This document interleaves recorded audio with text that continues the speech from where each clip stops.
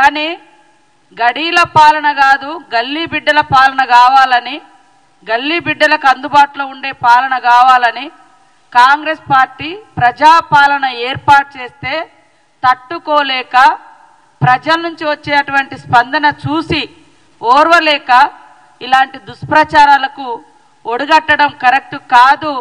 ఒకసారి ఆత్మ విమర్శ చేసుకోండి, ఆత్మ పరిశీలన చేసుకోండి అని ఈ సందర్భంగా ఈ బీఆర్ఎస్ కుటుంబ పాలన పార్టీకి తెలియజేస్తా ఉన్నాం. ఈరోజు అధికారంలోకి వచ్చిన వెనువెంటనే ఇచ్చినటువంటి హామీలలో మీరు కేవలం అసెంబ్లీ సమావేశము, ఎమ్మెల్యేల ప్రమాణ స్వీకారాలకే నెలలు టైం తీసుకున్నారు. మీ ఇష్టం అనుకున్నారు. ఈ రాజ్యం ఒక ప్రజాస్వామ్యం లేదు, ఒక రాజ్యాంగం లేదు, ఏది లేదు. ఈ రాష్ట్రం మా ఎస్టేటు, మేముండే ఇల్లు మా గడీలు, మేము చెప్పినట్టుగా మీరు వినాలి అనేటువంటి దబాయింపు పాలన నుంచి ప్రజల దగ్గరికి పాలన పోయిన తర్వాత ప్రజలందరూ సంతోషంగా ఉన్నారు, కాంగ్రెస్ పార్టీ మీద విశ్వాసంతో ఉన్నారు, నమ్మకంతో ఉన్నారు. ఇచ్చిన ప్రతి హామీ అమలు చేస్తారన్నటువంటి విశ్వాసము, ఆ యొక్క ధైర్యము ప్రజలలో ఉంది. కానీ ధైర్యం కోల్పోయింది ఎవరు అంటే ఈ బీఆర్ఎస్ పార్టీ వాళ్ళు. అధికారం లేకుండా బతకలేనటువంటి పరిస్థితి ఉంది. అహంకారము, అధికారము, పెత్తనము ఇవన్నీ కలగలిసినటువంటి నాయకత్వం, ఫ్యూడల్ నాయకత్వం వాళ్ళ యొక్క టీఆర్ఎస్ పార్టీ నాయకత్వం. ప్రజల నుంచి వచ్చేటువంటి స్పందన చూస్తే తట్టుకోలేకనే ఈరోజు దుష్ప్రచారం అనేటువంటి ఒక దారిని ఎంచుకొని మేము మంత్రులుగా ప్రమాణ స్వీకారం చేసింది 2వ తారీఖు నాడు, 9వ తారీఖు నాడు ప్రమాణ స్వీకారం చేసింది 7వ తారీఖు నాడు. 9వ తారీఖు నుంచి మేము ఇచ్చిన ఒక్కొక్క హామీని అమలు చేస్తూ మిగతా హామీల కోసం దరఖాస్తులు తీసుకోవడం కోసం ప్రజాపాలన పెట్టడం జరిగింది. అంటే మేము 7వ తారీఖు నాడు ప్రమాణ స్వీకారం చేస్తే 9వ తారీఖు నాడే ఇంకెప్పుడు అమలు చేస్తారు అని మాట్లాడారు. 5 సంవత్సరాల క్రితము మరి ఏకకాలంలో రుణమాఫీ అని చెప్పి కనీసం ఎంత ఘోరంగా రైతులను ఇబ్బంది పెట్టిరో మర్చిపోయారా నేను అడుగుతున్నా. 10 సంవత్సరాల క్రితం మొట్టమొదటి హామీగా దళితుడే ముఖ్యమంత్రి అని చెప్పారు. 10 ఏళ్ళైనా కూడా మరి మీరు దానికి పూనుకోకుండా 3వసారి కూడా మీరే ముఖ్యమంత్రి కావాలని చేసినటువంటి ఈ మోసం ప్రజలు మర్చిపోలేకనే అన్ని వర్గాల పార్టీ కాంగ్రెస్ పార్టీ అని కాంగ్రెస్ పార్టీకి అవకాశం ఇచ్చారు. 10 ఏళ్ళు దోచుకున్న దోపిడి దొంగలు మీరు అని ప్రజలు గ్రహించే, మీరు 420 అని ప్రజలకు తెలుసు కాబట్టే 2004 నుంచి 14 వరకు ప్రజా సంక్షేమాన్ని గుర్తుపెట్టుకున్న ప్రజలు తెలంగాణ ఇచ్చినటువంటి కాంగ్రెస్ పార్టీకి అవకాశం ఇచ్చారు. ఎందుకు తట్టుకోలేకపోతున్నారని మేము అడుగుతున్నాం. ఇవాళ ఒక ప్రజాస్వామ్యబద్ధంగా జరిగినటువంటి ఎన్నికలలో మెజార్టీ మాకు వస్తే తెల్లారి నుంచే కూలుస్తాం, పేలుస్తాం అని చెప్పేటువంటి ఈ మాటలు ఎందుకు ఇంత దురహంకారం మాటలు, ఇట్లాంటి దుర్బుద్ధి అని మేము అడుగుతా ఉన్నాం. కాబట్టి 420 మీరు ఇచ్చినటువంటి హామీలు అమలు చేయకుండా 10 సంవత్సరాలు ఇష్టానుసారంగా గడీల పాలనను గల్లీ బిడ్డల మీద రుద్ది ఎంజాయ్ చేసింది మీరు.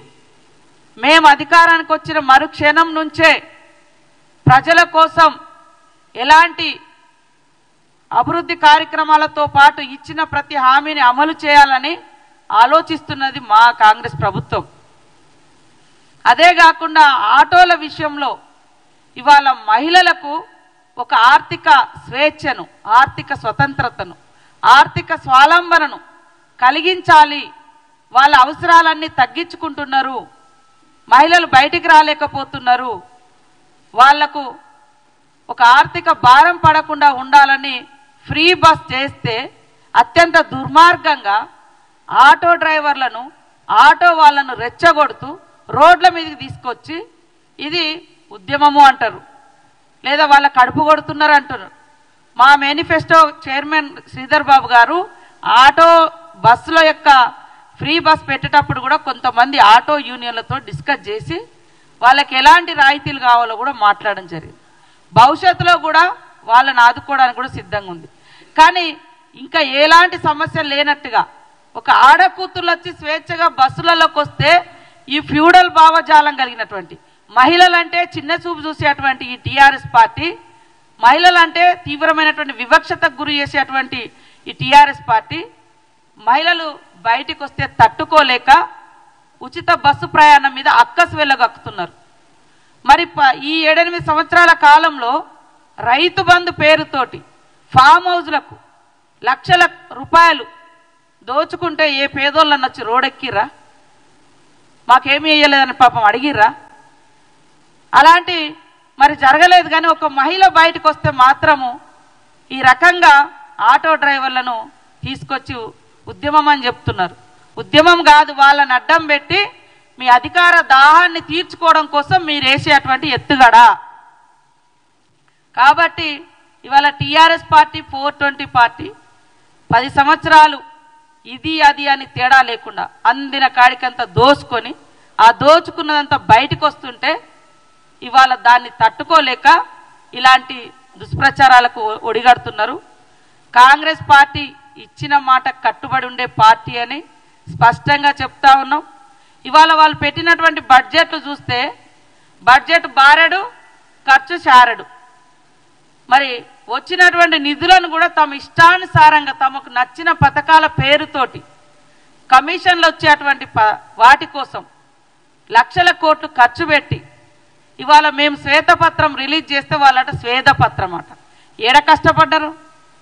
ఎవరి త్యాగాల మీద వచ్చింది ఇది? తెలంగాణ బిడ్డల త్యాగాల మీద వస్తే, ఉద్యమాల మీద వస్తే ఆ ఉద్యమకారులను అణిచివేసిన చరిత్ర. ఉద్యమం చేసుకోకుండా ఒక ధర్నా చౌక్ లేకుండా చేసిన 420 మీరు, మేం కాదు. ఇక్కడ కాంగ్రెస్ పాలనలో ప్రజాస్వామ్యము కనబడుతుంది కాబట్టి ప్రజలందరూ స్వేచ్ఛగా ఉన్నారు. అనేక రకాల దుష్ప్రచారాలు చేసి తమ యొక్క వ్యక్తిగత స్వార్థం కోసం కాంగ్రెస్ పార్టీ మీద దుష్ప్రచారం చేస్తూ ఉన్నారు. ఇది మంచిది కాదు. ఇలాంటి దుర్మార్గపు విధానాలను ప్రజలు సహించరు అనే విషయాన్ని గుర్తుపెట్టుకోండి. ప్రజలారా ఆలోచించండి. ఇవాళ బంగారు తెలంగాణ బంగారు తెలంగాణ అంటే నిజంగానే అందరికీ భ్రమ కల్పించారు తప్ప ఆడికి పోతే 6 లక్షల కోట్ల పైగా అప్పుల తెలంగాణ మిగిల్చిరు. కేసీఆర్ ప్రభుత్వం గతంలో బంగారు తెలంగాణ అంటే నిజంగా దేశమంతా బంగారం అనుకున్నాం. మనం కూడా ఇక మనకు రాకపోతుందా అని ఒకసారి రెండోసారి అవకాశాలు ఇచ్చారు. కానీ ఒక్కొక్కరి మీద లక్షల కోట్ల రూపాయలు ఈ రాష్ట్రం మీద పెడితే ఇది అని చెప్తేనట అది రాష్ట్రానికట అవమానం అంట. ఆదాయం మీకు వచ్చింది, లగ్జరీ జీవితాలు మీకు వచ్చినాయి, దోసుకున్నది మీరు. ఆ నెపమంతా కూడా తెలంగాణ ప్రజలు మోయాలన్నట. అది ఉన్నది ఉన్నట్టుగా మాట్లాడితే తెలంగాణను అవమానించినట్ట. నువ్వు చేసిన తప్పుకు తెలంగాణ ఎందుకు అవమానపడుతుంది? నువ్వు చేసిన అప్పులకు తెలంగాణ ఎందుకు తలదించుకుంటుంది? అంటే వీళ్ళే ఇక తెలంగాణ ప్రజలు మరి ఇప్పుడు 6 లక్షల కోట్లు పడ్డాయి, ప్రజల మీద భారం పడుతుంది. మరి ఇవన్నీ నువ్వు కట్టుతావా? ఉన్న శ్వేతపత్రం మేము విడుదల చేస్తే శ్వేతపత్రం అంట.